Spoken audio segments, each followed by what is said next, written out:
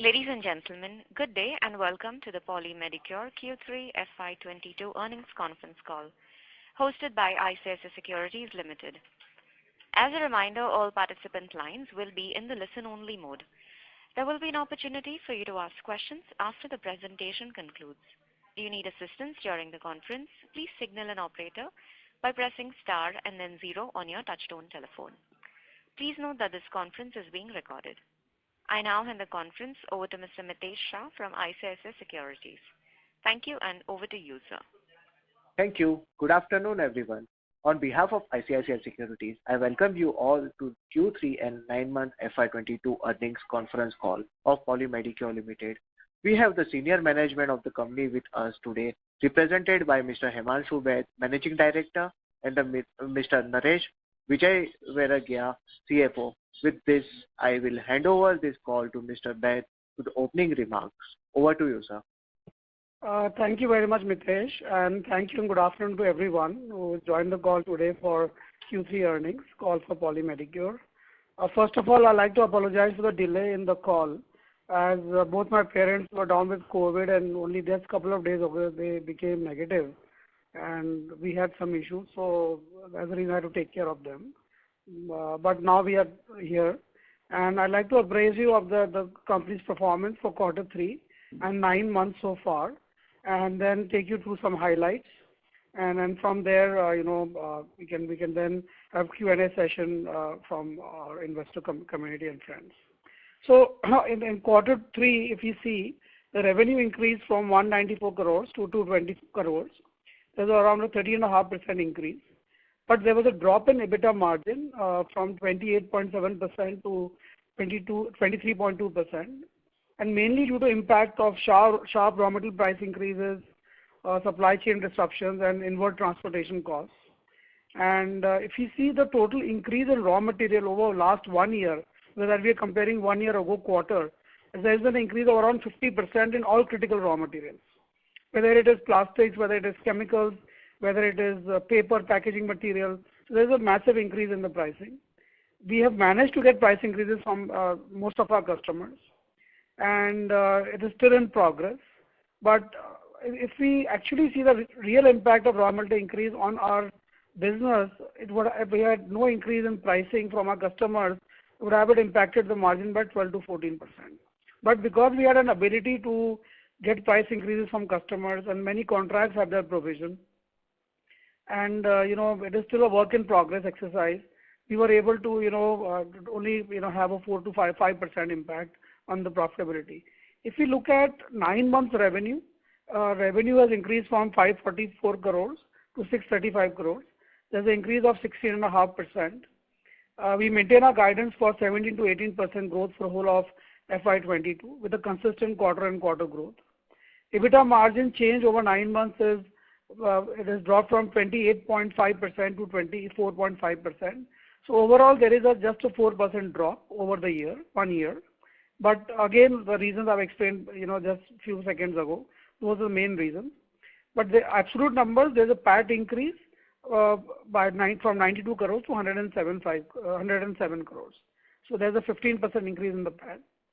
We expect to end with an EBITDA margin of 24.5% to 25% overall. So in 9 months, we have done 24.5%. So we expect that this quarter, we will have around 8 to 10% of quarter-on-quarter growth over quarter 3.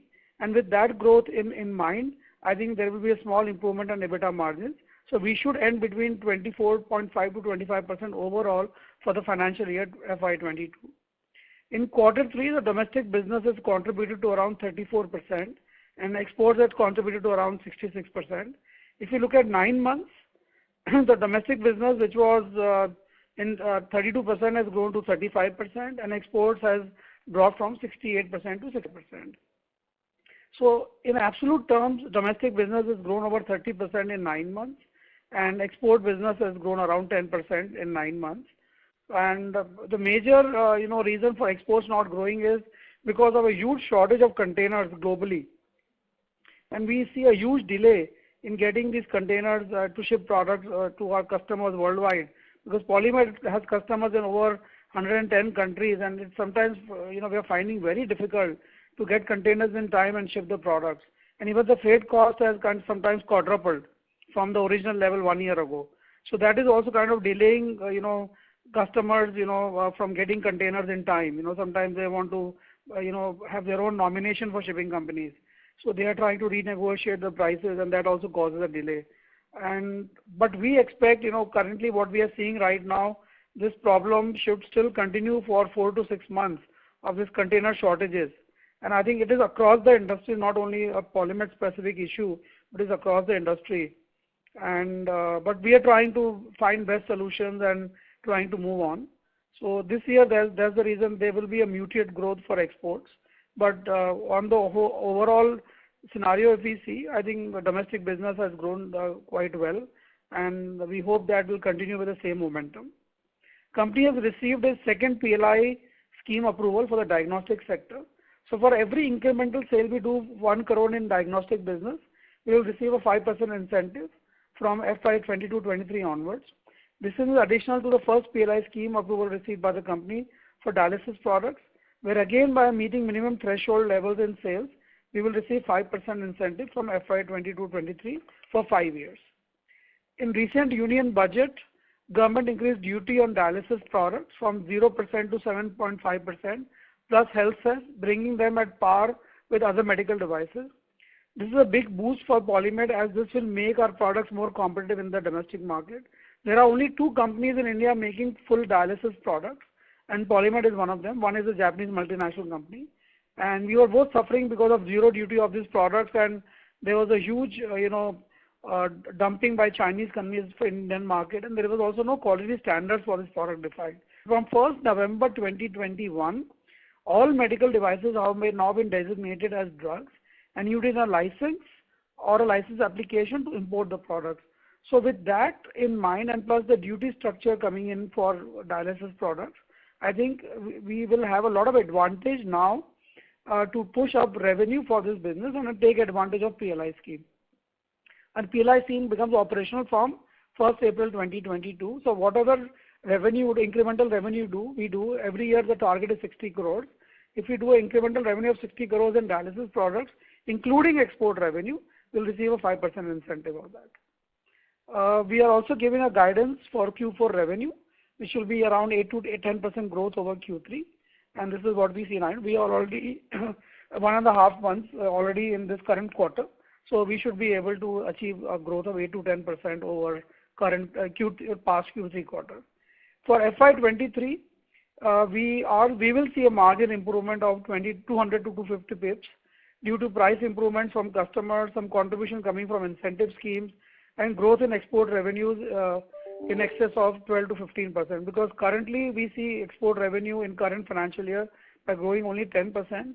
But with the new contracts we have received and new customer additions we have done in last few months, we are seeing expecting a growth of around 12 to 15% in export business in next year. So with that in mind, I think we are looking at a margin improvement of 200 to 250 pips during the financial year 23. Revenue guidance for FY23 is approximately 20% over FY22, as new plant in Faridabad and in SEZ Jaipur will become operational by mid of FY23. So we will have partial, manufacturing starting in this plant by mid-year, mid of financial year 23. So that will also add to additional capacity and also lead to some growth in revenue. So we are expecting a higher growth in FY23 compared to FY22.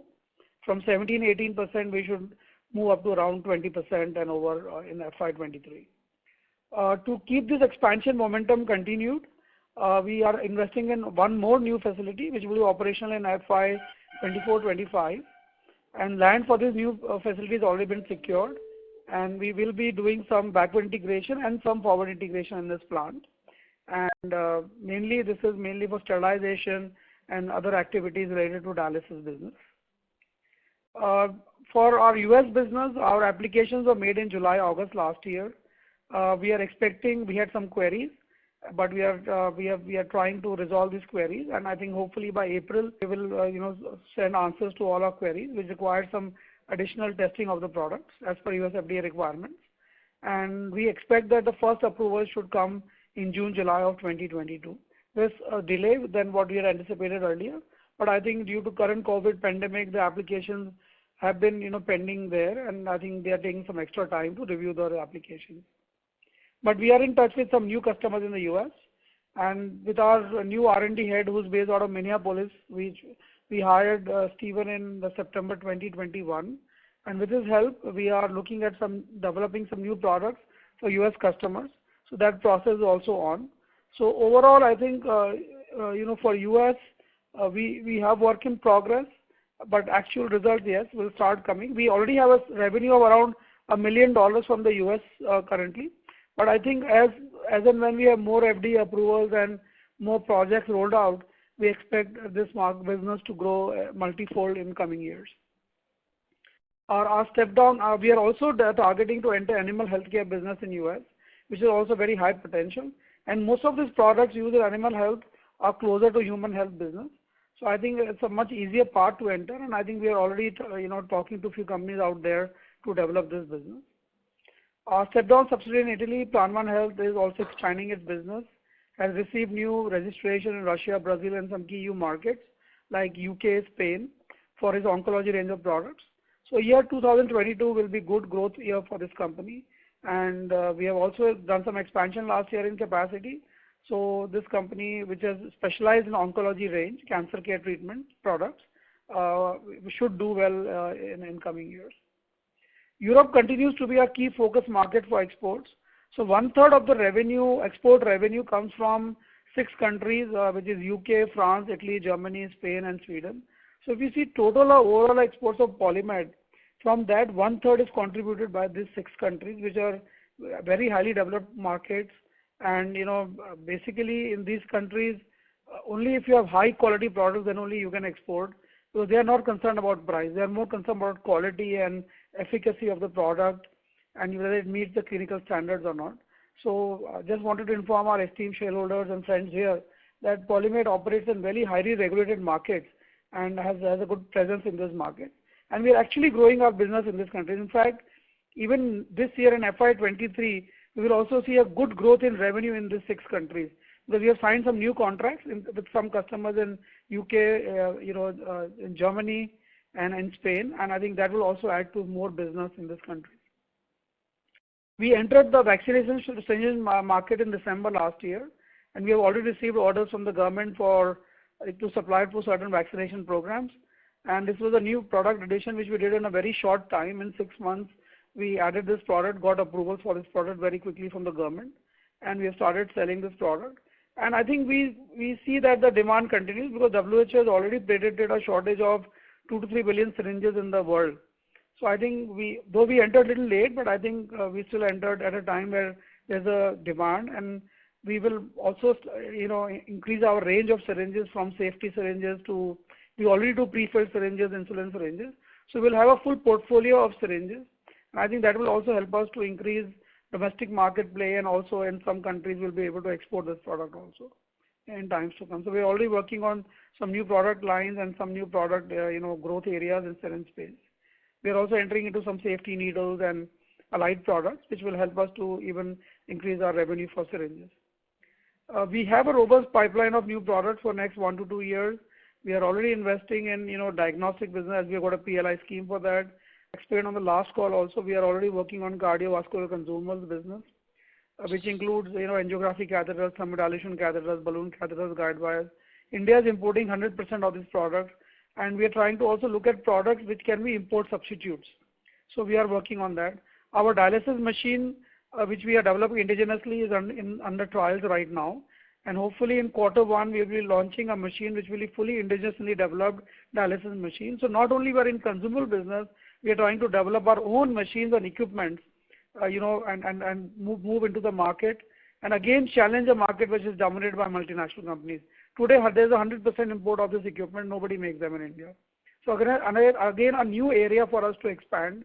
And once we see the success of this machine and we see the demand going up, we'll start probably developing more equipments which are allied with our current business, maybe infusion pumps, syringe pumps, which go with our vascular product range, or some equipment related to blood banking, which goes with our blood bag. So this is what our plan is for future next 2-3 years, to expand in the same vertical, but getting it with equipments also, so that we do the full therapy. And when we go to a customer, we are able to offer the full therapy and range of products.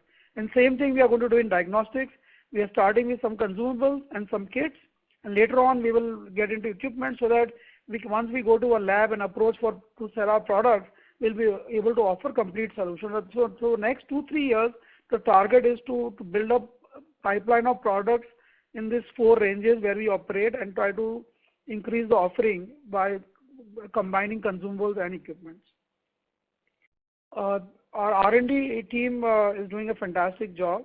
I think what we have heard from the government of India is they are coming with a new R&D policy for pharma and medtech sector. They are trying to bring out certain incentives. The draft policy has already been shared with the industry, and I think though there is no clarity on incentives till now, but Polybit being is an R&D space in medtech field, as you all know, we already hold over 300 patents as a company. So I think for us, we are waiting to have this policy implemented. Maybe in the long run, maybe government offers certain incentives for companies who are developing new innovative devices in the country, or bringing in import substitutes. So we are currently on a wait and watch mode, but we have seen the draft policy which talks about certain incentives but does not quantify them. So constantly, as a company, we are working on new ideas, new product developments, new improvements, and these new ideas help us to deliver a better value and care to our customers, especially patients in the hospitals. We are trying to increase our presence in corporate hospitals, where we are trying to go more deeper in these hospitals by bringing in more products. Today, at least Polymed brand is very well known with every hospital, important hospital in the country. That is what we have done in last few years. We have put a lot of emphasis on brand development, going more clinical, deeper into the clinical part of the business, where we talk about critical advantage of the product and why this product should be used over other competitive products, what advantages brings to the hospital and even to the patient. So these are the things we are adding, and we continue to hire more people. This year we have planned to add another, in FY23 we'll add another around 75 to 100 sales people in the organization across different verticals, whether in clinical side, sales side, marketing side, and product management side. So that is the plan going forward. And now I think I'm happy to take questions from our friends on the call.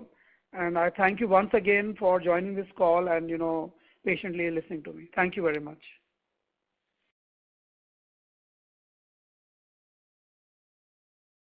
Mitesh, over to you. Thank you very much, sir. Ladies and gentlemen, we will now begin the question and answer session. Anyone who wishes to ask a question may press star and 1 on their touchtone telephone. If you wish to remove yourself from the question queue, you may press star and 2. Participants are also requested to use handsets while asking a question. Anyone who has a question may press star and 1. Ladies and gentlemen, we will wait for a moment while the question queue assembles. Our first question is from the line of Nikhil from Chris. Please go ahead. Yes, sir. Thank you for the opportunity. I had just one question. Wanted to understand, I did speak to a few distributors on ground. We lack a central pricing in Bombay. I understood probably Gujarat is having some different pricing for the dealer, Bombay is having some different pricing for the dealer. And in Bombay also, Mulund, which is a town, it has got different pricing, Thane has got different pricing, and this is actually distorting the market. We have got a very good review for your products, like Romson. Your products are definitely much better than Romson, but somehow probably due to this price discrepancy, they are not able to probably give it to the market at good prices. So that is what I was just wanting to understand. Why is there a discrepancy? Why can't we have a central pricing like the other players? So I think this is a very typical question. We see basically pricing depends on customers' buying capacity. So for example, somebody who's buying only let's say 100 pieces for a product will have a different price. But somebody who buys 1,000 or a corporate which does an annual rate contract will have a different pricing. Will have a different, let's say, ability to get a better pricing because of the sheer volume they draw.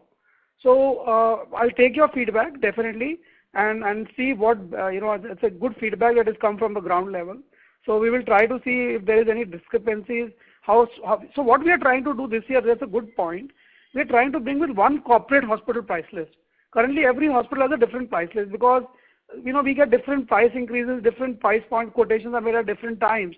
So there are different prices which are applicable. So what we are trying to do from 1st April is to have a separate corporate hospital price list. So then any hospital which buys will have one price list, but based on their volume takeoff, they will get a discount on that. And whereas for a smaller hospital or a nursing home, there will be a separate price dictated by the distribution partner who is around in that area. And also pricing depends on the payment terms. A lot of hospitals pay between 6 months to 9 months, the bad ones. Good ones pay in 3 to 4 months. So also the distributors adjust price because on the payment terms also. Understood. And sir, one more thing. Thank you for thank you for taking the input. One more thing, sir. I wanted to understand. Say, for example, there is a distributor, 3 or 4 distributors in Bombay. Yeah. Are they not having an access to all the products, and our CNF is having I understood dialysis is available with our CNF and it is not available with the distributors. So wanted to understand the reason for that, because we understand we are the probably only Indian makers of this machine and it has got a good potential. They were just trying to push the product and they were not having access to the product. So wanted to understand, is there a separate strategy so every distributor has a different skill set. So person who is good in selling vascular product, hospital products is not good selling at products in dialysis center. So as the business is growing, see in our infusion vascular business now we have appointed multiple distributors in every state. Earlier we were operating through only one distributor. Now we operate through multiple distributors. We are also operating with distributors aligned to one hospital, for example. And dialysis also we are doing the same thing. For every chain we will put one distributor in place because it's very difficult to supply from central warehouse in Delhi or Faridabad. So we are also trying to now bring in more distribution partners in play. And not necessarily there will be same distributor for a different range of products. So diagnostic will be separate distributor, bed banking will be separate. So that's how it would work. Because you need specialization in every area. Okay, understood. Great, sir. Thank you for this. I'll get back in the queue. Thank you so much for your question. Yeah. Thank you. Before we take a next question, we would like to remind participants to ask a question. You may enter star and 1. The next question is from the line of Devesh from DS Investments. Please go ahead. Yeah, hi. Good afternoon. Thank you for the opportunity. Quick question on a little longer term perspective. If we look at 3 to 5 years, what are our aspirations to maintain in terms of export versus domestic? I know this year has been a little down on export front, but just wanted to get your thought. See, I think if you see a 3 to 5 year horizon, yes, for us domestic market, and we have a lot of people out here. So we have around 250 feet on the ground versus in exports between India and outside India, we have only 30-35 people. So our focus is definitely domestic market. My ideal situation would be, let's say 5 years from now, have 40-45% domestic business, 50-55% export business. I think that will be an ideal scenario. Okay. Because again, export is to 100 countries. So, the market is growing, the product range is growing. So, and the same customer is buying more products. So that will continue to grow, and that is growing, let's say at its own rate. But domestic market is where we are trying to feed with a lot of clinical information, a lot of data, a lot of field work, a lot of doctor engagement, doctor training programs we are doing. So domestic definitely, and as I was explaining earlier, percentages change from 32% to 35% this year. So every year, if we can increase by 2-3%, so I think that will be something is my aspiration today. Got it. Thank you for that detailed answer. Yeah. And in this journey, as we go through, and plus, you called out a couple of PLI incentives and things like that. Yeah. I think I didn't catch the margin trajectory from next year to, let's say, next 2-3 years. How would margin look like for us? PLI is only based on a certain product category, right? So, for example, it's mainly on renal business, which is currently, let's say this year will end around 60 crores, next year maybe around 100 crores plus. So I'm getting on the incremental revenue of 60 crores PLI scheme. So that is 3 crore on the total P&L. Let's say for dialysis. For, let's say, diagnostic, which is let's say 25-30 crore business, I'll get 5% on that. So it is around 1.5. So it's a 4-5 crore input. So which if you look at in the long run, maybe, on PAT terms, it is around 150 pips, 200 pips addition. But we are not factoring in that as a, gain. I think for us the bigger gain is how can we get more deeper into the market with a bigger market share. Got it. Got it. Yeah. So at least we should be able to hold our, the past margin trajectory because that is the whole idea. That the whole tipsy-turvy situation in raw material pricing is kind of really crazy right now, with crude also hanging over 90. So all plastics get impacted, all global supply chain is impacted. So we have protect our margins, get a price increase from customers. So we are doing our best. Hopefully we can get back to that happy situation of 27-28% again. Got it. Yeah, understand. Totally understand. And the second was dialysis equipment sounds really interesting.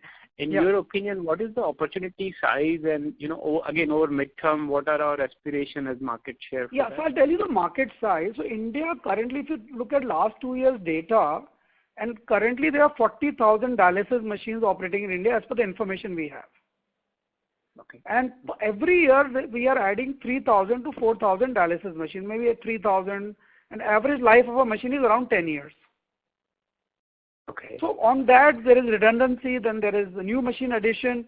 So we are looking at around 3,000 to 4,000, 5,000 maybe, and once the market gets better. Because a lot of patients went off dialysis during COVID times because of infection and they are low on immunity. So if they visit dialysis centers, they catch COVID. So, a lot of people were not even taking dialysis treatment. So I think once COVID gets over, the dialysis will take off more further. And with government program of Ayushman Bharat, 1,500 rupees reimbursement happening and reuse slowing down. Because today in Mumbai itself, there are 10 to 12 times use of a dialyzer in a, let's say, charitable institute. Because they are trying to lower the cost by reusing the product, which is completely prohibitive, not even allowed. But they are doing it just to reduce the cost. So in my view, there's a market for 3,000 to 4,000 machines. So even if we get 10% to 15% market share, let's say in 2-3 years, that will give us a runway for 300 to 500 machines. And as the market grows, I think we will also grow that business. Got it. And what would be the cost of these machines? A range would be, just to get an idea. It's 5 to 6 lakh rupees. It starts from typically 5 lakh rupees to, and then depending on the model, 5 to 7-8 lakh rupees. Great. Okay. Sounds good. That's about it from my end. And I hope your parents are feeling better. Take care. Oh, thanks, Devesh. Thank you. No, they are better. They just got some tests for dad, and he had some cardiac issues, but he's fine. Okay. Thank you. Take care. Bye. Thanks. Thank you. Our next question is from the line of Pankaj Shah from Dinero Wealth. Please go ahead. Good afternoon, sir. Good afternoon, Pankaj. Yeah. So my first question is on the congratulations on the diagnostics in PLI. Then. So can you brief us more on the scheme? Like what is the timeline and what is the peak revenue and by how much time can we do that? So So Pankaj, what we are trying to do is get into this, ELISA-based kits and RT-PCR-based kits. Of course, there are a lot of players in the market, but we think that as we have the vacutainers and then we have needles where we already supply some diagnostic products to labs, and we also have VTM kits and all that stuff. So that gives us some power to go to these labs and also sell other products. And what we have seen is these diagnostic products cut across our other two verticals also. They cut across our dialysis vertical, they cut across our blood transfusion vertical. So every blood sample which is taken is tested for HIV, hepatitis and everything. So all these products are used there. So if I'm supplying my blood bags, I'll also supply this testing, kits so that they can test the blood. Before putting into the blood bag. Similarly, in dialysis center, they do some blood tests. So they need these kits. And in also diagnostic space where we operate, cell vacutainers and tubes and needles and some other, kits, they also need these products. So what we are seeing is these products will cut across all the segments, plus we have a reach to labs and hospitals. So we are expecting revenue next year maybe 25-30 crores, and if we can grow this by 30-40% every year, because diagnostics is a very growing field, and you're already seeing this industry has grown in the last 5-7 years multifold. So I think there is a room for a company like us, which is more in organized sector, to go and sell to this. So today we sell to Thyrocare, we sell to Vijaya Diagnostics, we sell to Pathkind. So we are selling some products already there. So we can then enter with some more products. Right. I got it. And Another question is on price rise. So of course we have taken some price rise. I'm sure that some part of the growth which we have, if I compare it year on year, is because of the price increase. Yeah. So I want to bifurcate that. How much would be the volume growth, and of course how much is the value growth aspect? See, total we have seen is around. So I think that's a good question. So I think if you look at, see, if I divide that 17% growth, 16.5, 17% growth, which we have done in 9 months, so maybe around 5-6% has come maybe to price increase, maybe around 12% would be around from volume. Okay. And you have guided 200, 300 bits margin improvement. That is on the EBITDA side, right, for the next year? That's on EBITDA side, yes, that's correct. And I'm sure, of course, we are taking some price hike and new contracts, as you said. But if crude is on constant rise, like how we are seeing currently, so how will be the margin profile? So I think there's a continuous exercise in a business where you do cost-cutting measures, you do process improvements, you go for a price increase with customers. It's a constant exercise. Right.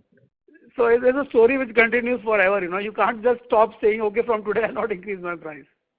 Right. At least you create that demand and pull towards yourself. Then the customer is coming back to you and then asking for a product even at a better price, higher price. So it's a constant, cycle. So this cycle will never stop in my view. Okay, thank you. Thank you so much, and all the best. Thank you. Thank you, Pankaj. Thank you. Before we take our next question, we would like to remind participants to ask a question. You may enter star and 1. Our next question is from the line of Nikhil from Chris. Please go ahead. Yeah, thank you for the opportunity, sir. Sir, wanted to understand, probably in few products, MRP plays an important role, if I'm not wrong, especially correct, absolutely correct, Nikhil, absolutely correct. Yeah. So I understand in few products, our product quality is extremely superior, but probably the pricing is less, and that is why that is probably hampering the entry into the hospital. You're right, absolutely. Absolutely right. So any thoughts in regard to matching? See, NPPA dictates that, the National Pharmaceutical and Pricing Authority, now which also oversees medical devices, it clearly dictates that you can't increase your prices over 10% a year, MRP over a year. And if you do that, you have to pay the differential to the government. So for example, if my price was 100 rupees, competitor price is 200 rupees, they put a high MRP on the product. I can next year only make 110, I cannot jump to 200. Oh, understood. Yeah, so that prohibits, from increasing your pricing. And you're right, but I think what is happening is, one good factor is happening is that insurance is now calling the shots. Today, let's say when you go to a hospital, they say, I want a hernia operation to be done. So they'll say, okay, your package is 1.5 lakhs. Their MRP doesn't matter at all. So there's a package. So there the hospital is bound to use a good quality product at a good price. They're not looking at MRP because they're not charging now patient at MRP. They're charging the patient at the package rate. But whenever there is a itemized billing, whenever the patient is paying by cash, that is where the MRP comes into picture. For example, an NRI patient who doesn't have an insurance, he'll pay cash. Cash means out of pocket. Or some old patient who doesn't carry an insurance, old age patient, like our parents. My mother got a wall replacement, in December. But she did not have an adequate insurance, so we had to pay the differential to the hospital, and it was a cash payment. Understood. So there they are charging you on MRP. But wherever there is insurance coming or Ayushman Bharat, there, the whole package rate comes, and then MRP doesn't matter. Okay, so but already yeah, sir, go ahead. Sorry. The market is changing now. So let's say 5 years ago it was 75% MRP based, 25% insurance. Now I think probably in 5 years it's 50% MRP, 50% insurance. But in my view, another 5 years, it will be around 75% insurance and 25% MRP. Understood. Also, sir, probably I understand we are the formidable player in the domestic market competing with the large MNCs. Are we gaining market share? Wanted to understand your sense on that. Because yes, definitely. See, we don't want to fight in a market at the lower end of the spectrum. We want to fight at the higher end. See, the juice is at the higher end of the spectrum, not at the lower end of the spectrum. If I take a market share from a fringe player, it is not going to impact my P&L. It is going to, affect my P&L, also affect my, by branding. So today we are also creating a branding, and I think Nikhil, you have done a lot of good. You've suggested some good points. I think you have done some ground checks. So it is very important to have a very good brand and good perception about the product. And once you have that, then you can definitely give a good run for the money to multinational companies. Yeah. Thank you so much, sir. Sir, I actually want probably you guys to just take care of this minor things, because our products are definitely very superior. Just few points here and there probably can propel our growth in the domestic market to north of whatever we are seeing today. Thank you, Nikhil. I think that really encourages me a lot. Yeah. Thank you so much, sir. I'll come back in the queue. Thank you so much. Thank you, Nikhil. I wish you all the best. Thank you, Nikhil. Thank you so much. Thank you. Anyone who has a question may enter star and 1. We'll take a next question from the line of Mitesh Shah. Please go ahead. Thanks for taking my question.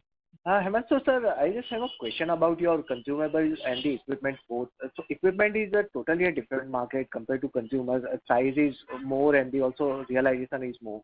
So can you elaborate more about the strategy of how would you sell and the how would you market and the about your MRs? Are you expect to increase for that, and what would be the receivable days difference on that?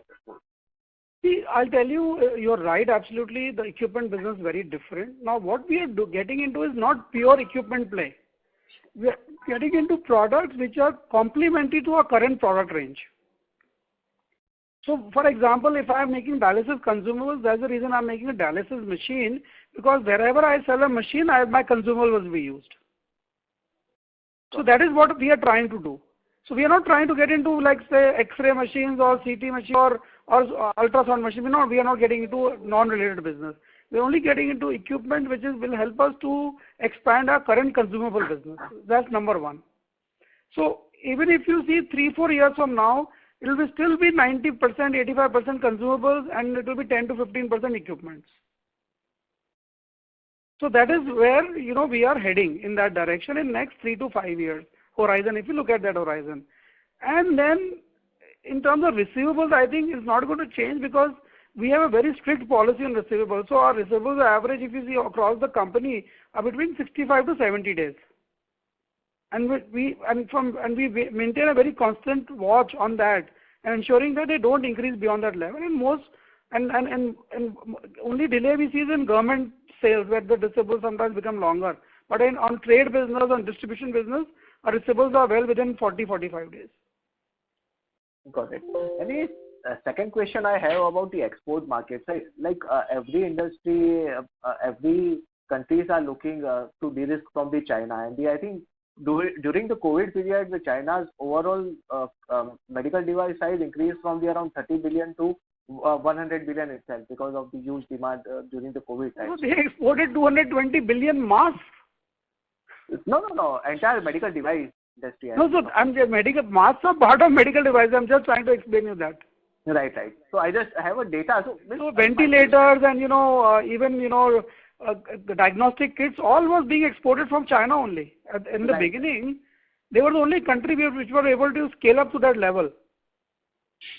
Right. So my question is about that de-risking opportunities we can see substantially in the medical device as well, and we can gaining from this opportunity as well in future. We are. So that is the reason you can see some growth, and plus Government of India's Make in India policy is also helping us. This public procurement orders which favor domestic manufacturing, that will help us in the long run. So all that impact will come step by step. You can't stop imports on day one because of healthcare products. Globally also, companies are looking at India, but of course India doesn't have an ecosystem. We only have handful of medical device companies. Today, probably there are only 1 or 2 listed companies. Only this year, I think 1 or 2 companies got listed, which are also not in the same area where we operate today, much smaller. And some other companies which were about to list did not get listed, didn't go for an IPO. So India is still very nascent for medtech. So first we have to sell brand India, then medical devices, because people don't see India as a medical device hub. Sure. So we are today present in 100 countries. We are trying to expand that business also. So I think as time, and we might get bigger opportunities as time progresses. We are in talks with some companies, but it takes time to mature. But I think there are good manufacturing infrastructure. So we should not be caught in a situation where we don't have manufacturing infrastructure and we can't make products. So we are thinking ahead of time. I said in the call that we have now acquired land for one more plant which will be operational in 2024-25. So we are thinking that far to ensure that we have enough manufacturing infrastructure to cater for additional demand which may come in from India or for China plus one strategy. Got it. Thanks a lot for answering, sir. Thank you. Thank you. Our next question is from the line of Kamlesh from Max Life Insurance. Please go ahead. Hi, Sati. Am I audible? Yeah, you are. So, a couple of questions. On PLI scheme, we have renal and now the second round of PLI, which is announced in diagnostics. Sorry to interrupt, Kamlesh. If you're on a speaker mode, can you switch it to handset, please? Your voice is kind of muffled. We can't hear you clearly. Yeah. So my question is on PLI scheme. Yeah. Suppose this second round of PLI scheme approval on diagnostic, what is the total capex for the entire PLI you would be doing? So for renal business, I think we have a plan to invest close to around 70 to 100 crores in renal business, and maybe another around 20 to 25 crores in diagnostic business. But this is spread over 2 or 3 financial years. It's not immediate expense. Understood. So just trying to understand what kind of IRR you would be expecting from this investment, or at least if you can share some sort of margin in, let's say, post 3-4 years, you'll be reaching in these two businesses on a steady state basis. See, again, when we look at overall business, let's say, as I told you, we are looking at a better quarter, let's say quarter 4, 8 to 10% growth. So if we did 220 crores in quarter 3, we are looking at around close to 240 crores in quarter 4.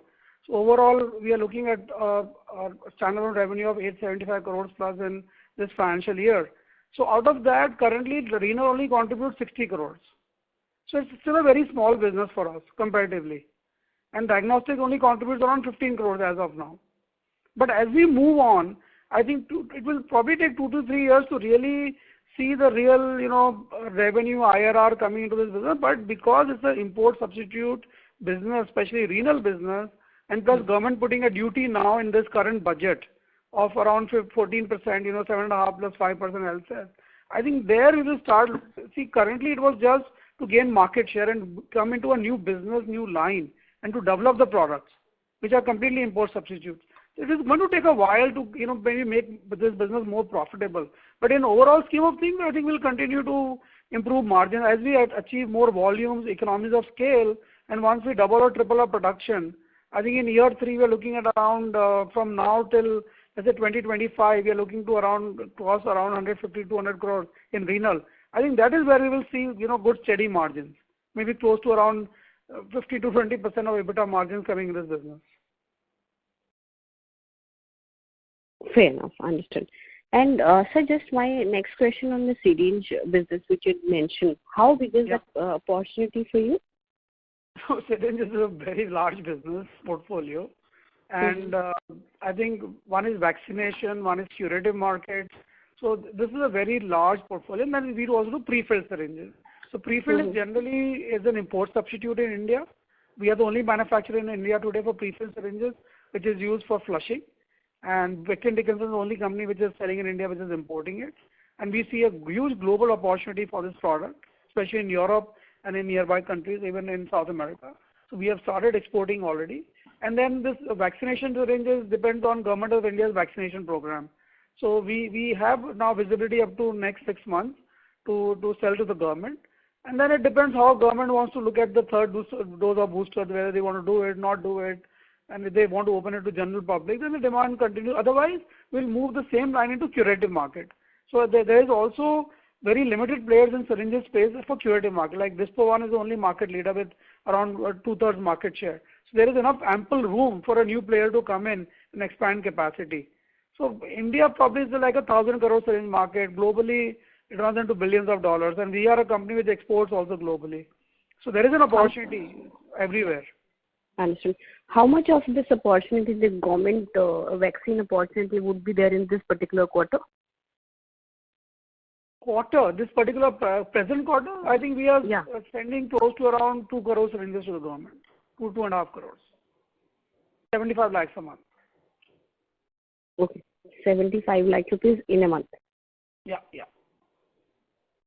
Which at one point of time was number of vaccinations done in a day. And for the export opportunity in this particular field, how would the capex entail? Would there be further capex or?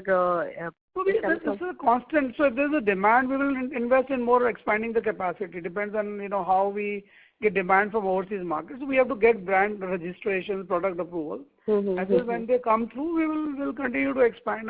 Today customers are coming from far off countries, and they want to in Europe, they want this product. Definitely will expand capacity because we have a pipeline of customers. The only thing you have to put more products in the same funnel. Understood. So just a little clarity, considering we have PLI and all these opportunities along with the animal healthcare business which you just mentioned. Next year, 20% top line growth which you just kind of stated. Just trying to understand beyond FY23, how should we look at this growth? I mean, do we have any clarity? Because we have not given any guidance, ma'am, for further years. But yes, if we are, reaching between 18 to 20% growth between now and next year, I think that same momentum should continue. And plus, Indian market expanding with PLI coming in and with export business growing, more products coming in. At least the stage we are in, I think we should easily be able to reach that 18-20% growth every year. I think that is probably the minimum we should be doing. Understood. Sir, my last question would be on margins. If you could just help us understand some sort of guideline with respect to maybe 3 years or 5 years perspective. I don't have visibility on that, ma'am. It depends so much on the current. If crude oil becomes $200, all my projections will be going haywire. So I think it's a very long haul to say that. But I think if we continue in that 25% band on EBITDA plus minus 1, 2, 3%, I think we are good. Understood. Thank you so much. Thank you. Thank you. Our next question is from the line of Girish Jain from KJMC Capital. Please go ahead. Thank you for the opportunity, and happy to learn that your parents have recovered from the COVID infection. Thank you, Girish Ji. Himanshu ji, my question, I have 2 questions. Yeah. We had raised, I think, 400 crores last year. Yeah. How is the cash position and how is the debt position now? If you can just...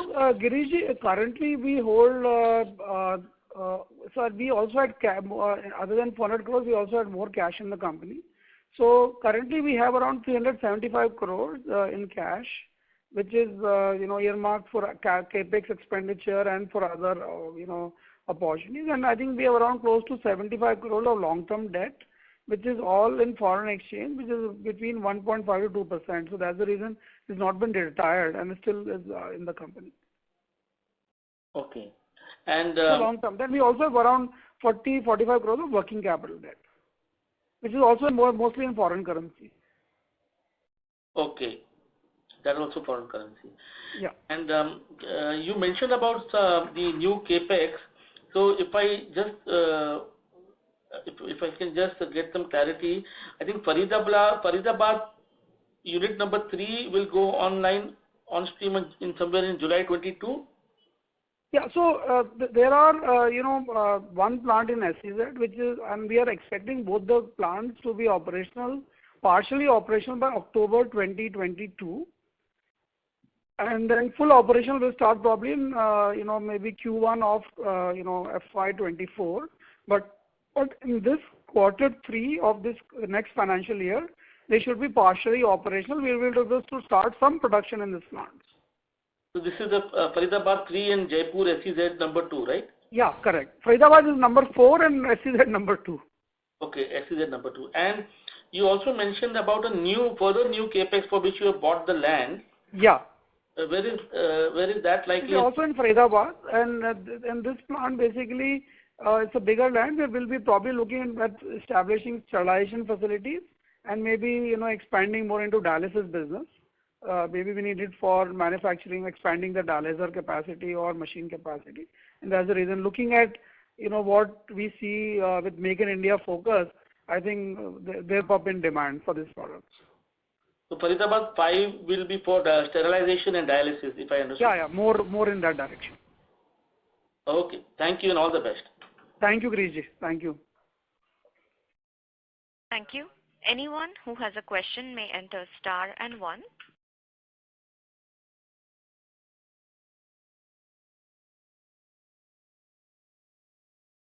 As there are no further questions, I would like to hand the conference over to the management of Poly Medicure for closing comments. Over to you, sir.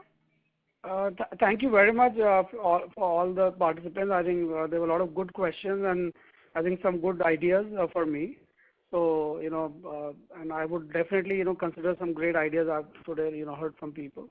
And thank you and look forward to stay connected with you. And I think these points really help us to improve further and deliver better to our shareholders and to our customers who are, patients in the hospital. So thank you again for your support and all the best. Thank you.